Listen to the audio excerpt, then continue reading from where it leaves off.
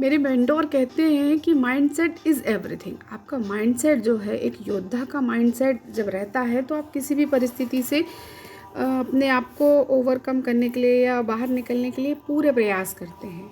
और यही बात जो आज मैंने वीकेंड की जो मेरी बुक है secret of the Millionaire mind, इससे सीखी है।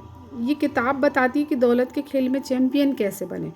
टी हार्वेकर ने अपनी किताब में हर व्यक्ति के लिए आसान और सरल भाषा में जो ये सिद्धांत बताए हैं, इन्हें अगर हम इम्प्लीमेंट करते हैं या पढ़ते हैं और इन्हें अपनाते हैं तो अमीर बनने के लिए जो सोच है वो हमारे साथ, हमारे आसपास महसूस भी होती है और इस किताब में लिखे हुए हर सिद्धांत में दिखती भी है।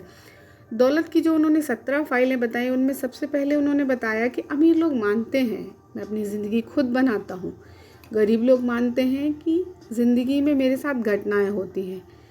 अब अगर आप इन बातों में सच में विचार करें तो ये संकेत आपको बताते हैं कि कैसे आप अपनी मानसिकता को बदल कर अमीरों की मानसिकता और जो विक्टिम मानसिकता है, यानी गरीबी और हर व्यक्ति पीड़ित या अपने आप को दुखी बताने वाली मानसिकता, इससे बाहर निकल सकते हैं।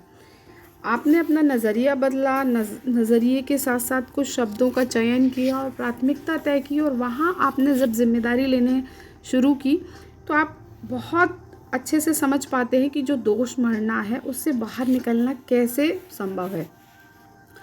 खुद को सही ठहराना जो उन्होंने बताया है दौलत की फाइल में, कि आप खुद को हमेशा सही क्यों ठहराते हैं, क्यों अपनी बात को लोगों के साथ चीख चीख के साझा करना चाहते हैं। वास्तव में अगर आप सही हैं तो जो दौलत का सिद्धांत है दूसरे नंबर पे, इस सिद्धांत में आता है कि पैसा उन क्षेत्रों में बेहद महत्वपूर्ण है जिनमें यह काम करता है, और इन क्षेत्रों में बहुत महत्वहीन है जिन क्षेत्रों में ये काम नहीं करता। ये शब्द, इन बातों का मतलब अपने आप में ही गंभीरता से आप समझ पाएंगे जब इस चीज़ को इम्प्लीमेंट करके देखेंगे। सच कहें तो पैसे उन क्षेत्रों में बहुत महत्वपूर्ण है जहाँ पे आपको ज़रूरत है, जिसके लिए काम करना पड़ रहा है, लेकिन कई मायनों में ये उस क्षेत्र में बिल्कुल महत्वपूर्ण नहीं है जिस क्षेत्र में ये आपके लिए कोई काम नहीं कर रहा है। लेकिन ये चर्चा, ये बात किसी शब्द को चिल्ला के कहने से या फिर दबाव के साथ कहने से नहीं होगी, वास्तविकता में आपकी मानसिकता को बदलने से होगी। जो आपकी आसान शब्दों में कहें तो अपने आप को विक्टिम वाली मानसिकता है, या किसी को दोष मढ़ना है, या फिर खुद को सही ठहराना है, और सही कहें तो शिकायत करना है बार बार। इन जो विचारों की जो उलझन है ना, इससे आपको बाहर निकलना पड़ेगा। आपने देखा कि दौलत का जो सिद्धांत है, जब आप आदतन शिकायत करते रहते हैं तो आप जीते जागते कष्ट आकर्षित करने वाले चुंबक बन जाते हैं। तो फिर क्यों आप आदतन जो शिकायतें कर रहे हैं उससे बाहर नहीं निकल सकते? कैसे आप अपनी मानसिकता को बहुत ही संपन्न सफल व्यक्ति की मानसिकता बना सकते हैं, और जो नज़रिया है जो सामान्य तौर पर सभी के लिए सही है उसे अपना सकते हैं।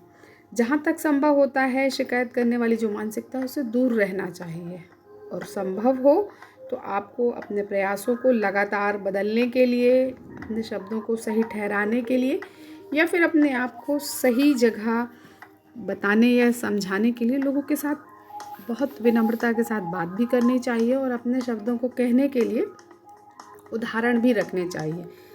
लेकिन हज़ारों बार आपको चुनौती का जो परिणाम है वो नकारात्मक मिलता है। आप अपने आप को दोषी मानते कि मेरे साथ ही ऐसा क्यों होता है। तो खुद को दोषी ठहराने के बजाय आप अपने नज़रिए को बदलिए, शिकायत का जो नज़रिया है उससे ओवरकम होइए, बाहर निकलिए।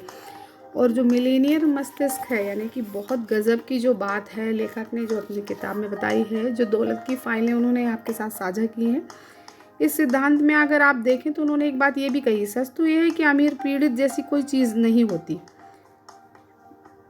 उनके शब्दों में एक एक बात जो है अपने आप में हर चीज़ के साथ में जस्टिफाई करती हुई उन्होंने लिखी है। इस किताब से मुझे बहुत कुछ ऐसा है जब पढ़ते समय नज़रिए के साथ साथ एक सोच को दिशा मिली, और जो गतिविधियां हैं या जो भी चीज़ें मुझे इम्प्लीमेंट करनी चाहिए उसको मैं आसानी से बदल भी पाई। आपके साथ जब मैं साझा कर रही थी दौलत की फ़ाइलें, जो उन्होंने 17 फ़ाइलें लिखी हैं, तो पहले नंबर पे जो फ़ाइल साझा की उसको पढ़ते वक्त मुझे वाकई में उतनी गंभीरता महसूस हुई।